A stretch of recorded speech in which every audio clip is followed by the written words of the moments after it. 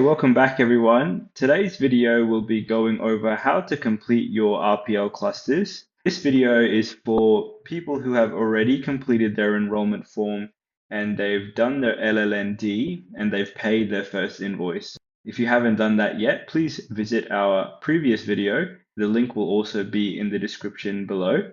But once you've completed all those steps, you can get a start on your RPL.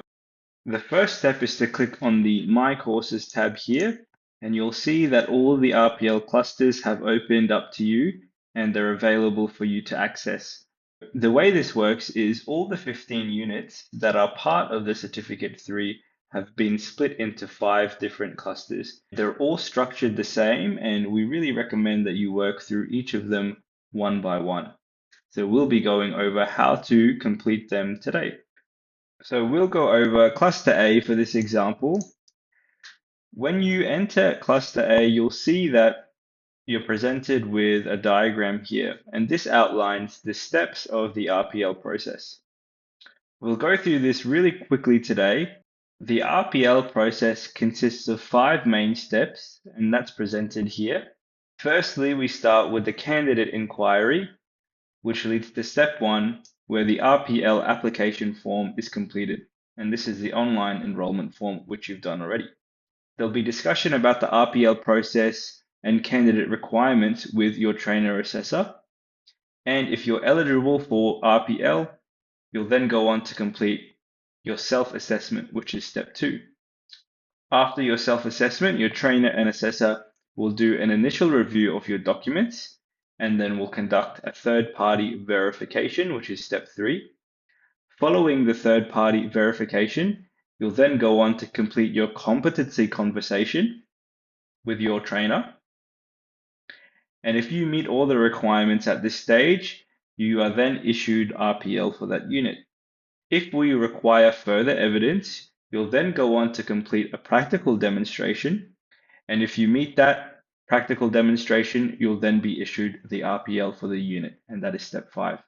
If you're not able to meet the requirements even after conducting the practical demonstration, we'll go on to do what's called gap training, where you'll do the full unit and you'll be able to receive the unit after completing the training.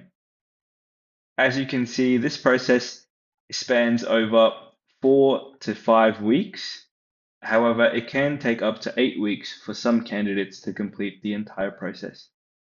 So this is a really good diagram to save and just to review, but it'll be accessible on all the clusters. You can also download a little document called the RPL process document here. And when you open that up, that goes into a little bit more information on the process. If you have any questions, please get in touch with us at info@uqtlearn.edu.au and we'll be happy to help. Now, as you scroll down this page, you'll see that each of the steps of the RPL process have been included within each of the clusters. Step 1 is the pre-screening online enrollment form and LLND. Step 2 is the self-assessment and portfolio of evidence stage. Step 3 is your third-party evidence kit and third-party supervisors stage. Step 4 are your competency conversations, and step 5 is your demonstration and observation. There's also a section here for supplementary gap training if you will need to complete them, and your final outcome and RPL mapping is included in this final section below. It's best to start at step 1 here and make your way down. To open up each of the steps, you'll just need to click this arrow on the left, and you'll see it'll open up with a little bit more content. Now, step 1 has actually already been completed. So this consists of your pre-screening, online enrollment, LLND, and discussion with UQT trainers. So if you've already enrolled and you've completed your LLND, you've paid your first invoice, this step is done. There's nothing that you'll need to do for this. As you scroll down, you'll see step 2 is the next step, which is the self-assessment and portfolio of evidence. Click the arrow and read the instructions. This is the most important stage of the RPL process. During this stage, you'll complete a self-assessment kit where you will indicate which skills and tasks you have performed, and you'll reflect on your work experience, training, qualifications, and informal learning. You'll also identify areas where you believe you are already competent. Once you've completed the kit, you'll also need to upload your portfolio of evidence, which contains all the evidence gathered to support your RPL. Types of evidence have been included in this list here. They include things like a resume or CV, position descriptions, letters of reference, work samples, visual proof like photos or videos, certificates, performance appraisals, logbooks, and payslips or contracts. Trainers and assessors will be looking for authenticity. So, is this your own work? Currency, have you used these skills recently? So, within the last 2 to 3 years.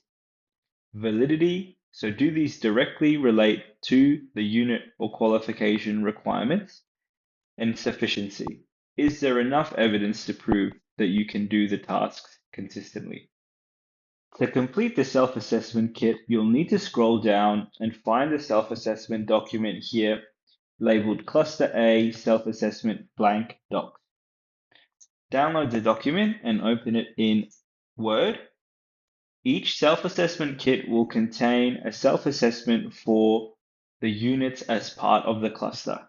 For Cluster A, this includes CHC-AGE 011, CHC-AGE 013, and CHC-PAL 003, as you can see by the title. You'll need to complete the self-assessment for each of those units. As you can see, the first one here is CHC-AGE 011. You can scroll down and read the instructions for the self-assessment kit, but the most important part of this document is for you to complete this table here. This is the actual self-assessment recording tool for the unit. You'll need to fill out your name and the date completed, and here is where you'll be indicating which skills and tasks you have performed. Read through each of the skills or tasks and then tick here if you have performed these never, sometimes, or regularly. We then ask that you type in the documents that you'll be using for justification. For example, you may use your resume, position description,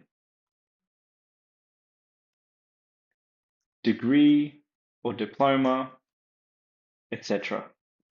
But we will be going over the different types of evidence that you can upload as part of your RPL process and how to do this in a way that's organized and that will represent your skills and knowledge most effectively. Now remember, you'll need to complete this kit for each of the units. So once you've done the self-assessment kit for CHC AGE 011, you'll need to scroll down. You'll need to complete the kit for CHC AGE 013.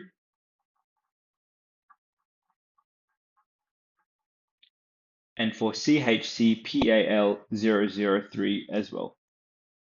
Now, once you finish your self-assessment kit, we recommend that you save it to your desktop.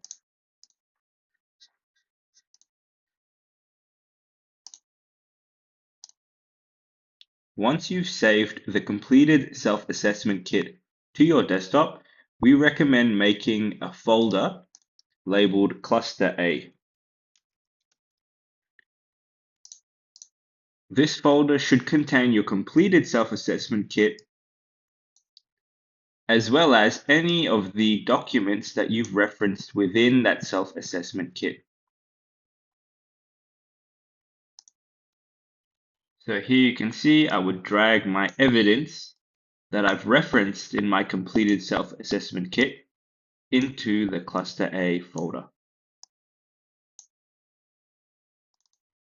So by the end of the process, you should have your completed self-assessment kit, as well as all the evidence that you've referenced within that kit.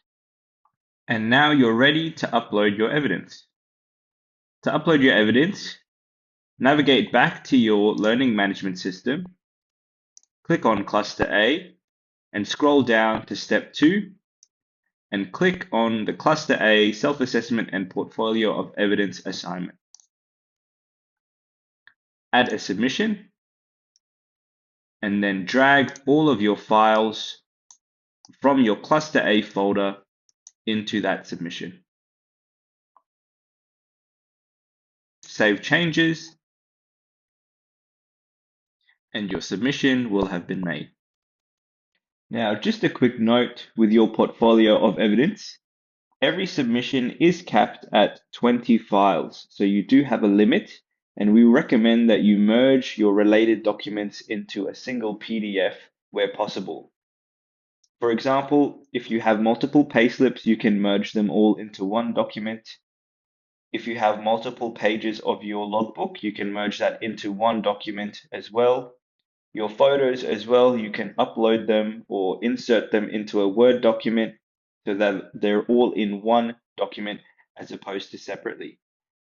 This will allow your assessor to verify your evidence and process your assessment faster. If you do, however, need to upload more than 20 files, please email your trainer directly or contact us at info@uqtlearn.edu.au and we can look at opening a new submission for you. Now, once you've completed step 2, the self-assessment and portfolio of evidence, you can move on to step 3 by scrolling down and opening step 3, third-party supervisors. So third-party verification is part of the RPL process and is completed by a third-party supervisor. In this section, you will be providing details of your third-party supervisor. This is someone who can verify the work you've carried out, typically a current or former manager, supervisor, or employer who has directly observed you performing the tasks you're being assessed on. Once you've nominated your supervisor, please let them know they'll be receiving a third-party kit from us. This kit includes the forms they'll need to complete to confirm your skills and experience. So before you submit, make sure you've chosen the right person, given them a heads up, and have allowed enough time for them to complete this section.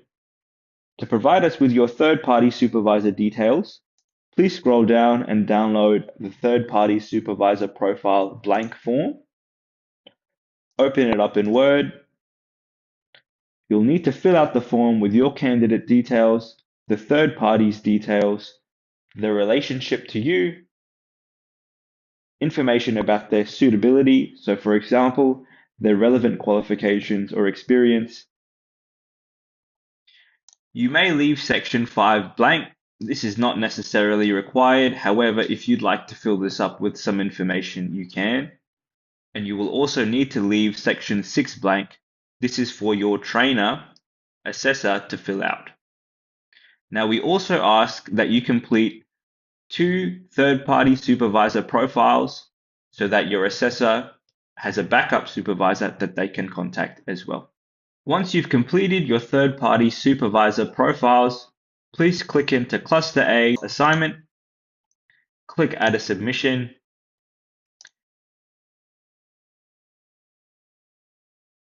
and save changes. Once you have uploaded your third-party supervisor profile, you have now completed the first stage of the RPL process. The next steps of the RPL process will be conducted in collaboration with your trainer and assessor, so please wait for their further instruction, and they'll be in touch regarding the progress of your third-party evidence kits, your competency conversation, and any demonstration or observations that need to be conducted. So please keep an eye out of your emails and get in touch with us if you'd like an update on your RPL progress at any time. So that's all for this video. Thank you everyone for watching. Today we covered how to complete and upload your self-assessment, your portfolio of evidence, and your third-party supervisor profiles for your RPL clusters. Now just a couple of notes. Remember, all the clusters are structured in the same way, but they cover different units. So the process will be the exact same, but the self-assessment will be different, and you'll be required to upload evidence according to the self-assessment for each unit. You can use the same pieces of evidence across the clusters if you find they are relevant, and the same third-party supervisor profile can be used across all of your clusters.